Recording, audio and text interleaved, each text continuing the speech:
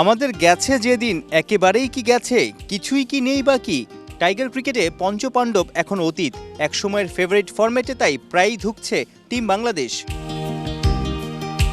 পাকিস্তানকে হারিয়েই 2015-তে দারুণ take off করে টাইগাররা। পরের কবছরে 50 ওভারি খেলায় দাপট দেখায় লাল সবুজের বাংলা। 2026 মিরপুরে আবারও বাঘেদের সামনে পাকিস্তান। মিরাজের বাংলাদেশের আত্মবিশ্বাসী টেক অফ দেখার অপেক্ষা। We're not focusing on qualifying for World Cup.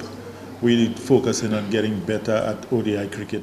বিশ্বকাপে সরাসরি খেলার একটা হিসাব আছে, তবে আমাদের আসল লক্ষ্য ওডিআই র্যাঙ্কিংয়ে উন্নতি। কয়েক বছর আগে এই দলটা দুর্দান্ত খেলেছে, এখন আমাদের সেই অভিজ্ঞ ক্রিকেটাররা নেই। তবুও আমরা ধারাবাহিকভাবে ভালো ক্রিকেট খেলতে চাই। গেল অক্টোবরে সবশেষ সিরিজে ওয়েস্ট ইন্ডিজকে 2-1 হারায় বাংলাদেশ। মিরপুরের সেই কালো পিচে আলো কাড়েন স্পিনাররা। পেসারদের জন্য ছিল না তেমন সুবিধা। এবার রং বদলেছে, উইকেটের চরিত্র কি বদলাবে? 27-এর ওয়ানডে বিশ্বকাপের কথা চিন্তা করে কি পেসারদের আরো বেশি সুযোগ দেয়া হবে? অবশ্যই আমরা এখন থেকে চেষ্টা করব 3 পেসার খেলানোর, কারণ আফ্রিকা বিশ্বকাপে পেস বান্ধব পিচ থাকবে, তাই আমাদের পেসারদের তৈরি রাখতে হবে। এবারের মিরপুরে পিচটা ভিন্ন রকমের, ভালো উইকেটে খেলা হলে ক্রিকেটারদের স্কিল বাড়ে। জাকের আলী বাদ, ফিরেছেন লিটন কুমার দাস। সবশেষ 6 ওডিআইতে তার রান কেবল 6।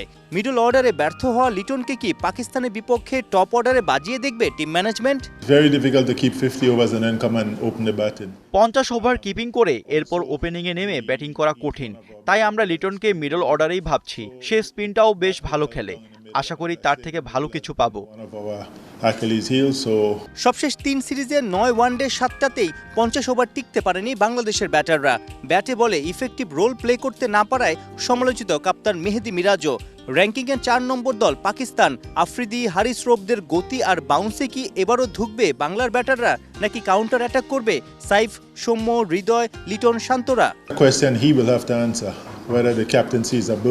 অধিনায়কত্বের চাপ কি মিরাজের ব্যাটিং বোলিংয়ে প্রভাব পড়ছে কিনা সেটা সেই ভালো বলতে পারবে। তার সামর্থ্য সম্পর্কে আমাদের ধারণা আছে, আশা করি সেও ফর্মে ফিরবে।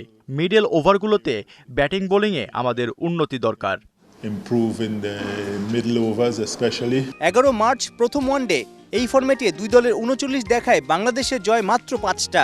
34 বার হেসেছে পাকিস্তান। সাইফুল রূপক, 71।